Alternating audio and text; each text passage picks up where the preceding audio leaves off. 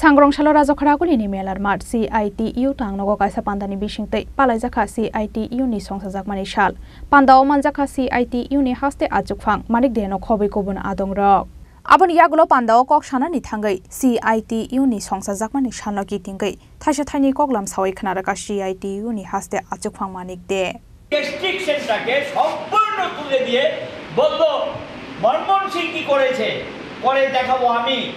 বিদেশি পুঁজি আনতে গেলে আমাকে নয়া উদারবাদী আগে ছিল উদারবাদী নয়া উদারবাদী অর্থনীতি চালু করতে নয়া উদারবাদী মানে যা কিছু নিয়ন্ত্রণ ছিল সবটা নিয়ন্ত্রণ তুলে দিয়ে উন্মুক্ত করে দাও এই উন্মুক্ত করার ফলে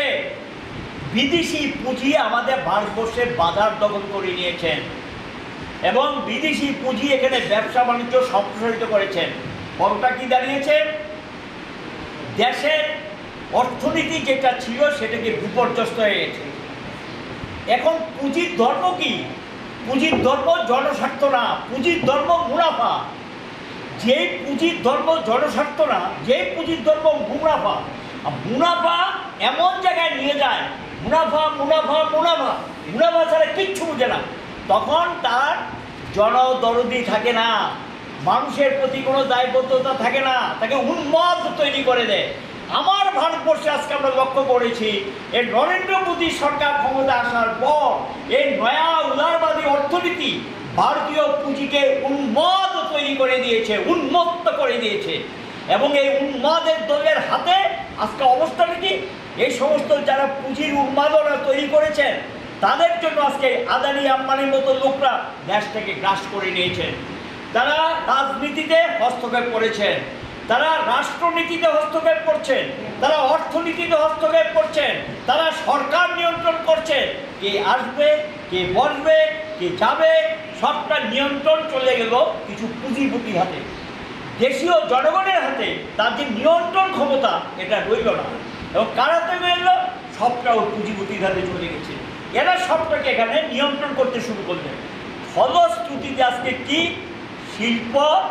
আমার দেশের শিল্প চটকল স্তব্ধ হয়ে গেছে অল্প কয়েকটা চালু আছে লক্ষ লক্ষ শ্রমজীবী পরিবার অনাহারে মারা গেছে বিনা চিকিৎসায় মারা গেছে প্রাপ্য অর্থ পায়নি স্টিল ইন্ডাস্ট্রি আমাদের দেশে স্টিল ইন্ডাস্ট্রি যেগুলো হেভি ইন্ডাস্ট্রি কে করেছে বিদেশি পুঁজি কোনো কারখানা করেনি পরে দুই চারটা করলে করতে পারে মূলত আমাদের দেশের স্টিল ইন্ডাস্ট্রি ক্ষেত্রে ভূমিকা ছিল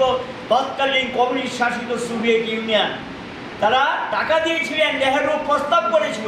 আমার দেশে প্রচুর কাঁচামাল আছে কিন্তু আমার টাকা নেই আমাকে সাহায্য করুন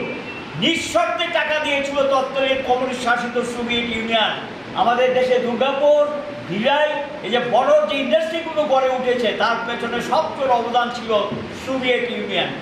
এদের অর্থে এই সমস্ত ইন্ডাস্ট্রিগুলো গড়ে উঠেছে আজকে সেই শিল্প মালিকানা